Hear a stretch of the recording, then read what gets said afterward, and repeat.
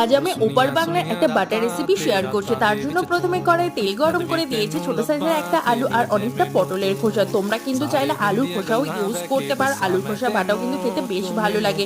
তো তার মধ্যে সামান্য পরিমাণ লবণ হলুদে ভালো মতো ভেজে নিতে হবে। আলুটা দেওয়ার জন্য কিন্তু বাটাটা বেশি গাঢ় হবে আর বেশি টেস্টি হবে।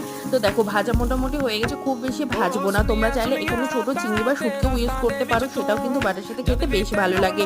পটল বাটার থেকে পটলের খোসা বাটা কিন্তু আরো বেশি টেস্টি লাগে। যাদের মুখে স্বাদ নেই বা জ্বর সর্দি হয়েছে, তোমরা কিন্তু এই বাটাটা অবশ্যই একবার হলেও ট্রাই করতে পারো, যারা এখনো খাওনি।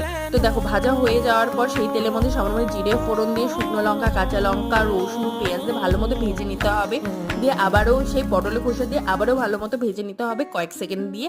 ঠান্ডা হয়ে ভালো মতো পেস্ট করে নেব। পেস্ট করার সময় অবশ্যই কিন্তু দুটো রসুন দেবে, তাহলে কিন্তু আরো ফ্লেভারটা ভালো আসে। আর ঝালটা অবশ্যই নিজেদের ইচ্ছে মতো দেবে।